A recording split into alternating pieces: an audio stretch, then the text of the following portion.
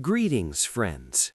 Today I want to take you back to a cold night in April 1912, to a moment when human confidence collided with nature's indifference.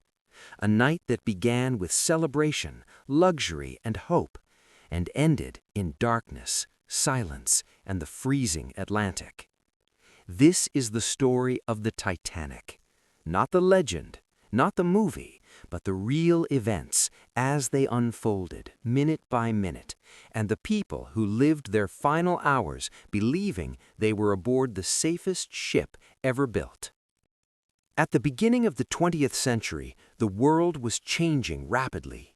Industry was booming, technology was advancing faster than ever before, and humanity believed it had finally conquered nature. The RMS Titanic was the ultimate symbol of that belief.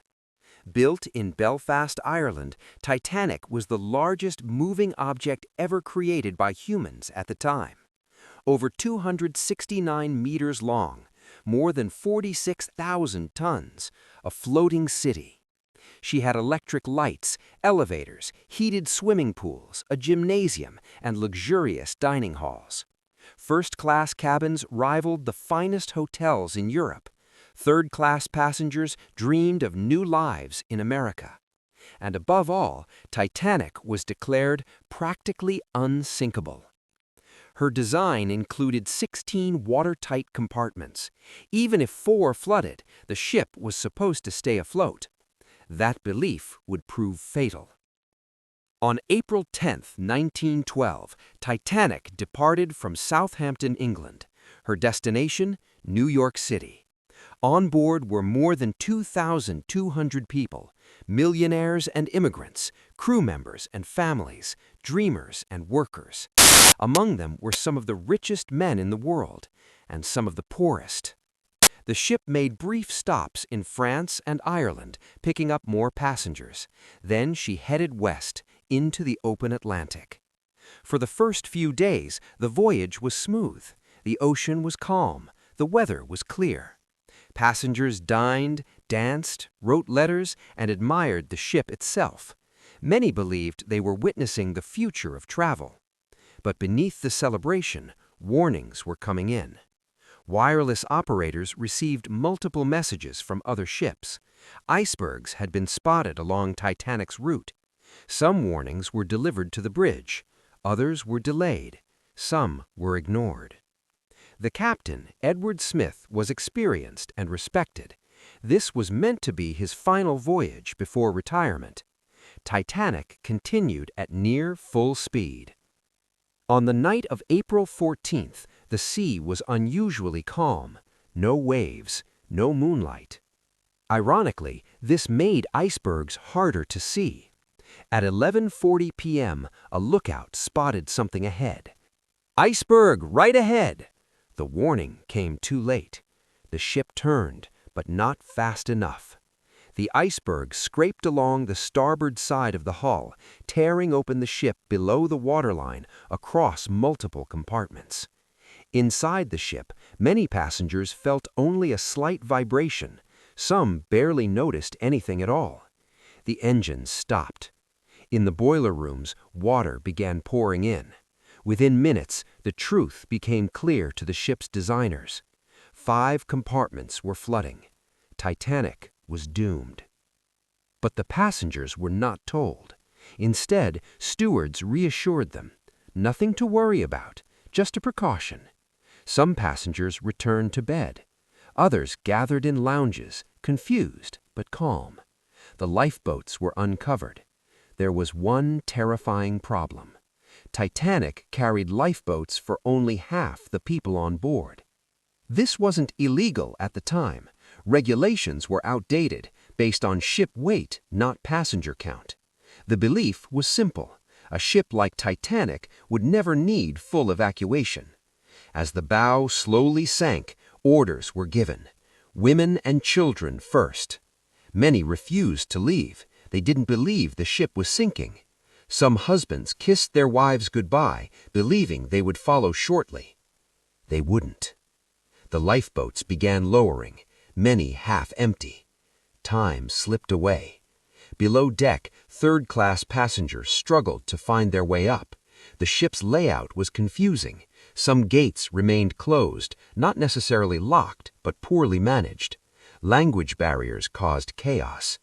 By 1:30 a.m., the angle became obvious. Water reached the grand staircase. Music played. The band continued performing, not to calm passengers, but because it was their duty. They would never leave the ship.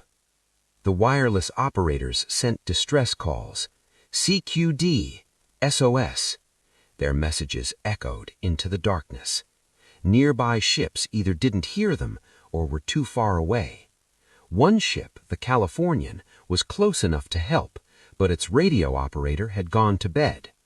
Rockets were fired into the sky. White rockets.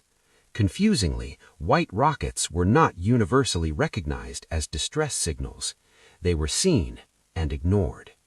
By 2 a.m., panic spread. Water flooded the decks. People jumped into the sea, instantly shocked by freezing temperatures. The lifeboats pulled away, afraid of being swamped. At 2:18 a.m., the lights flickered. Then went out. The ship broke apart. The bow sank first. The stern rose into the air, towering above the ocean. Then, with a final roar, it plunged beneath the surface. At 2:20 a.m., Titanic was gone. The silence that followed was only broken by screams. Over 1,500 people were left in the water. Most died within minutes from hypothermia. Only a handful were pulled from the sea. An hour later, the Carpathia arrived. It rescued the survivors. Lifeboats returned. Too late. The ocean was quiet again.